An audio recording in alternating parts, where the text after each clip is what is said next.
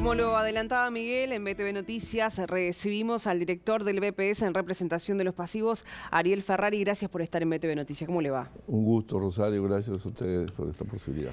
Sigue siendo protagonista el proyecto de reforma de la seguridad social. Tienen injerencia directa casi en esto, por lo menos en cuanto a seguridad social, no en el proyecto.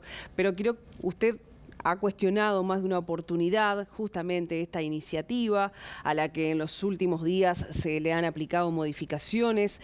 ¿Sigue con los mismos cuestionamientos o entiende que estos cambios que se han propuesto por parte de Cabildo Abierto y también del Partido Colorado han mejorado en algo que le han hecho cambiar su visión?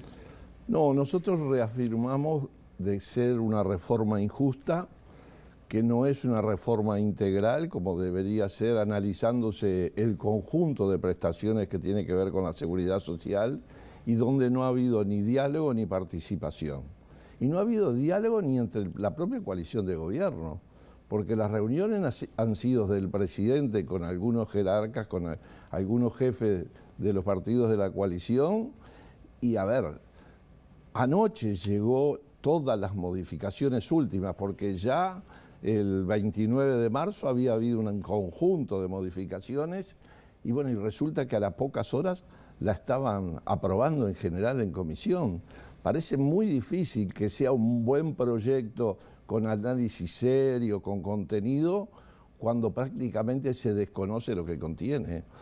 Yo hoy miraba a ver y busqué en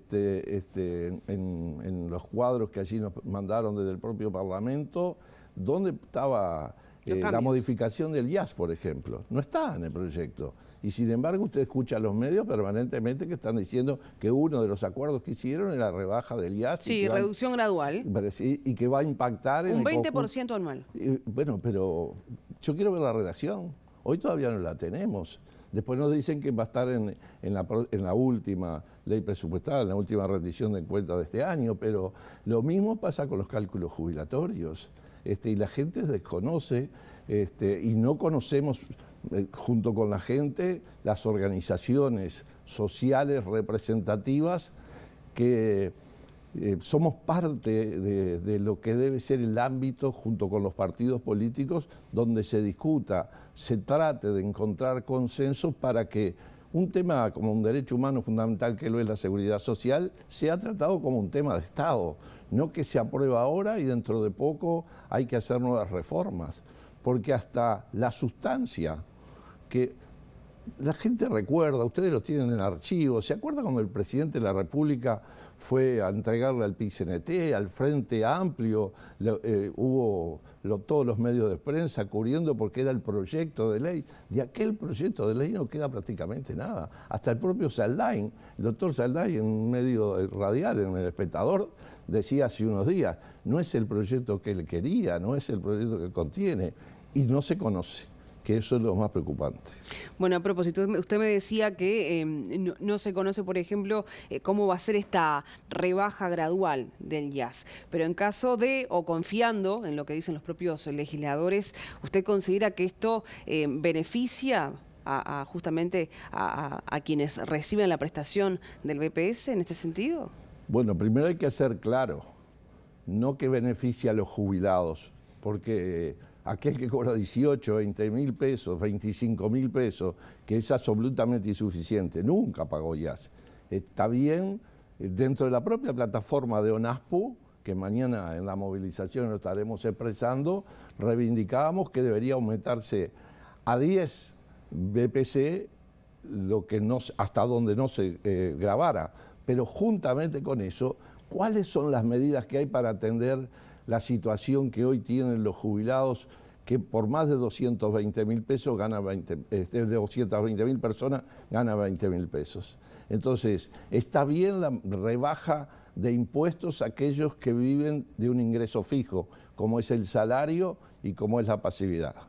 Creo que está bien, pero es insuficiente. En el BPS de 700.000 jubilaciones sin pensiones, solo van a estar beneficiados con la rebaja del IAS 133.000. Y hay, ya le digo, más de 220.000 que ganan 20 mil pesos o menos, y para ellos no hay ninguna medida. Entonces creo que hay que buscar más integralidad.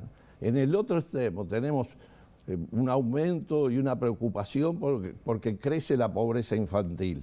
Y usted va en 300 y pico de artículos de esta reforma y no hay ninguna medida que impacte en reducir, como hubo aumentos de las asignaciones familiares, distintas políticas que estimulan los ingresos y la formalización como un elemento también de ayuda al financiamiento de la seguridad social. Ninguna de esas cosas está planteada cuando hay alta informalidad, cuando tenemos todavía niveles de desocupaciones que preocupan y que deberían estar analizándose cuáles son las políticas de empleo, cuáles son las medidas hacia la formalización que ayude a que más gente tenga derecho a la seguridad social y además de eso, que hayan más contribuyentes también al financiamiento.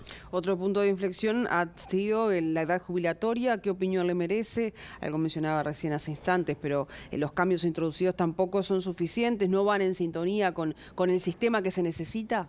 A ver, la ley plantea alguna causal especial ahora en la modificación a los 63 años, a los 64 años, que es la edad promedio que se jubilan los uruguayos en el BPS. Promedialmente hoy 64 y 7 meses el promedio de retiro. Por lo tanto, poner causal común a los 65 no es tal postergación. Lo que sí, ahora me obligan con esta reforma, mientras que hoy se hace voluntariamente. La preocupación es el recorte que tiene el cálculo. Es decir, porque hoy yo calculo los últimos 10 años y los mejores 20 años de trabajo.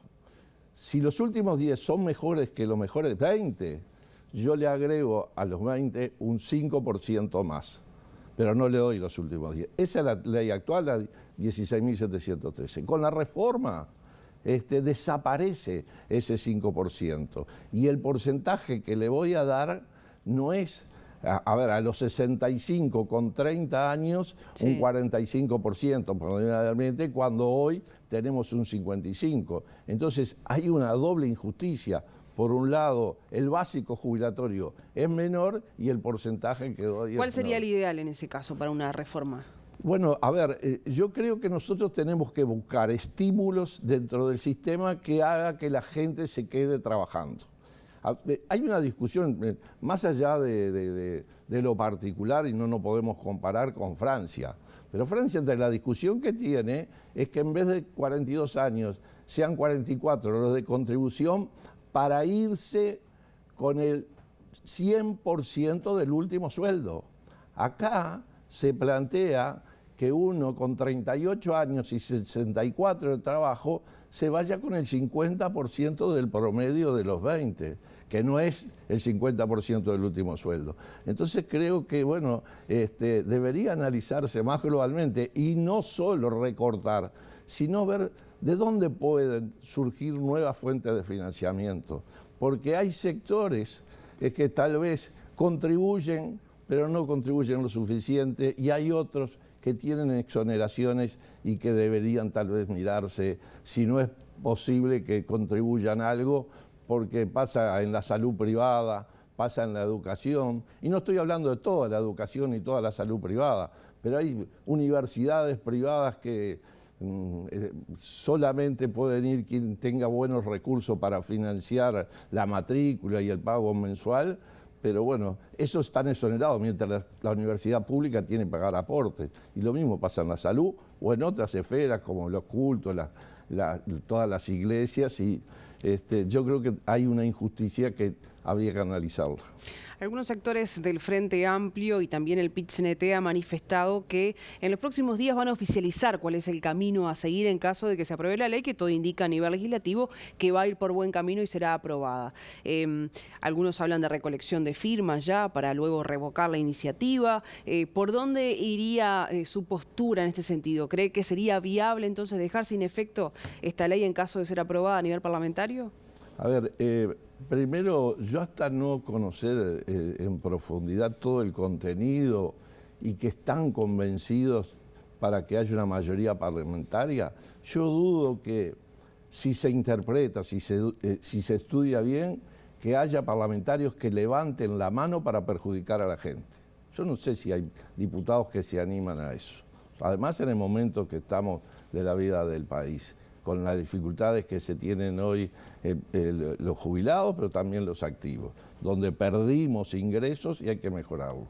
Pero yendo en concreto a la pregunta, es materia privativa del Poder Ejecutivo, no se puede plebiscitar la reforma, habrá que generar las condiciones, trabajar para con una nueva reforma hacer un proyecto de ley que encuentre consenso entre actores políticos y privados, que es lo que estamos planteando nosotros, detener este proyecto, darse un tiempo con plazos para la discusión, que no lo hubo, porque la comisión de expertos sí invitó y participó más de 80 delegaciones, pero no hubo después el diálogo, el intercambio para encontrar propuestas. Y creo que tanto los trabajadores como los jubilados, a la propia comisión de expertos llevamos documentos. Anteriormente también lo hemos planteado más de una vez, algunos cambios en el propio directorio. La discapacidad es una preocupación. Tiene una rigidez el sistema hoy que si yo tengo una discapacidad de un 65%, no me dan ningún derecho, ni a jubilarme si soy trabajador, o si soy un ciudadano que tiene y solicito una pensión, tampoco me lo dan porque no tengo un 66%. El sistema tiene que ser flexible y de eso no se trata nada. Bien. Y bueno, por eso, reitero, mañana a las 10 de la mañana la ONASPU se concentra allí en el Entrevero para marchar a la Torre Ejecutiva, porque es la primera vez que pasa desde la apertura democrática. Llevamos 3 años de un nuevo gobierno y no ha tenido tiempo el presidente de la República para poder recibir a la organización de jubilados y poder intercambiar, dialogar. Y hace unos días dijo que de las modificaciones que tenía, que sigue siendo leche, como aunque le ponen agua.